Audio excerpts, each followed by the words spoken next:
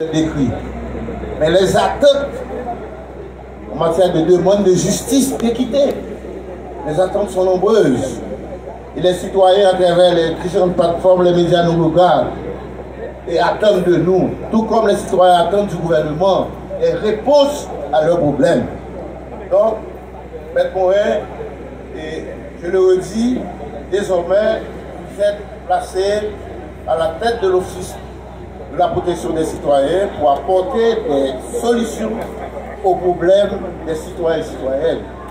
Mesdames et messieurs, je vous demande de vous mettre debout pour accueillir le nouveau protecteur des citoyens.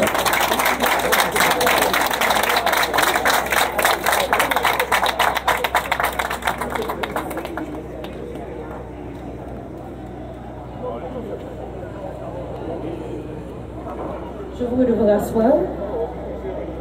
Dans un monde où les droits et les intérêts des citoyens doivent être constamment protégés et défendus, il est essentiel de savoir où commencer, quand et à quel rythme.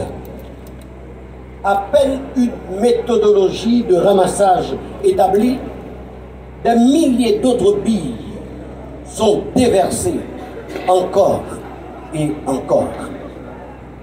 Tout ceci est de nature à décrédibiliser n'importe qui, de n'importe quel niveau d'intelligence, de bonne foi, ou au mieux, en termes de cohérence, de méchanceté qu'il y a derrière. Je voudrais, en dépit qu'il n'est pas avec nous ce matin, m'adresser au protecteur sortant. Tandis que je m'apprête à vous succéder, mon ami, Maître Renan Hédouville, à ce poste d'importance, je salue l'excellence des travaux que vous avez accomplis durant votre mandat.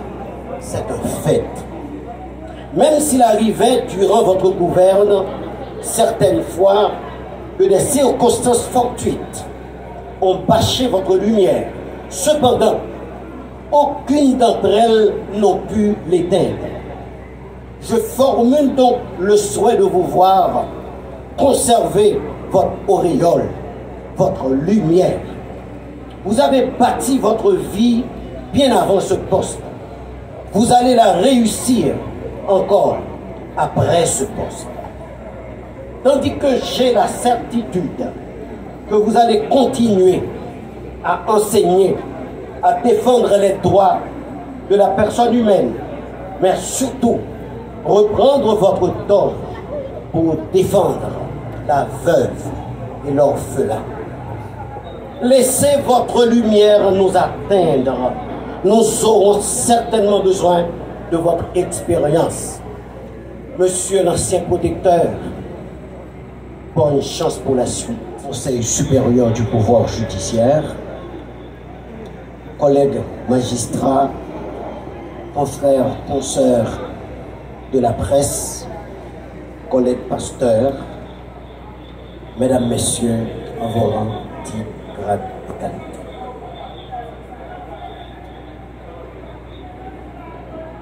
Je voudrais en tout premier lieu remercier le Seigneur, le grand Dieu, Jésus-Christ, qui m'a façonné et qui a fait de moi l'homme qui est devant vous ce matin. Que le nom du Seigneur soit glorifié. Me voici sur le point de prendre la commande de l'Office de protection des citoyennes et citoyens, à une époque où le pays traverse la plus grande crise sécuritaire de son histoire. Reconnaissons-le tout de suite.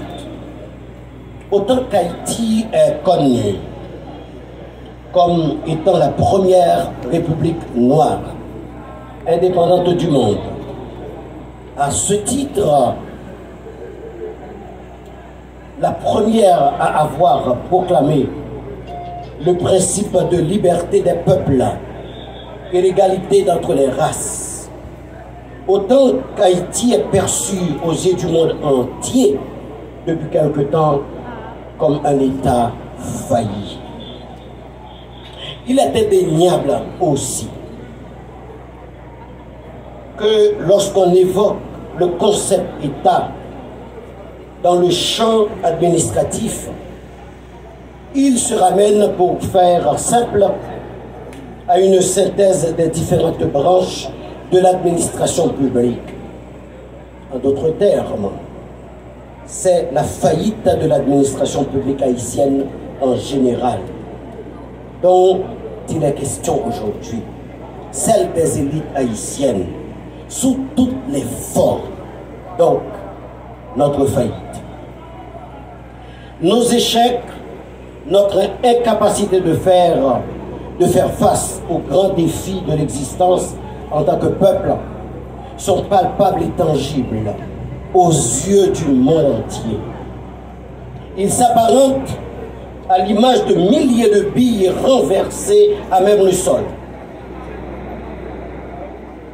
Permettez-moi de vous rappeler que l'Office protecteur des citoyens, c'est une institution transversale qui est à cheval dans sa mission, qui détient des relations entre l'État, les citoyens et la société. De ce point de vue, le protecteur, c'est quelqu'un qui est neutre, qui n'a pas de parti pris au départ. C'est quelqu'un qui est là pour non seulement écouter les citoyens et les citoyennes, mais chercher des solutions à leurs problèmes et à leurs besoins. L'Office de protection des citoyens, c'est l'organisme par lequel l'État, et par son autonomie, son indépendance, l'État dialogue avec les victimes. Je viens très rapidement de vous décrire le contexte. C'est vraiment un grand désordre, un grand chaos, mais surtout une grande désespérance. C'est la souffrance humaine qu'on ne peut pas décrire. Il n'y a pas de mots pour décrire ce que le peuple haïtien vit aujourd'hui, ce que nous vivons. Pas de moi haïtien, là, il pas bon mon cousin, non tante, non tonton, non neveu, non nièce, son petit qui pas victime là. Bagay ça, nous pas habitués avec. Bagay ça, ce monstre qui a tenté de nous dévorer, qui nous plonge dans l'obscurité la plus totale. Faut qu'on voit faute pour adresser ce problème ça. Bagay ça qui là, bagay terrible.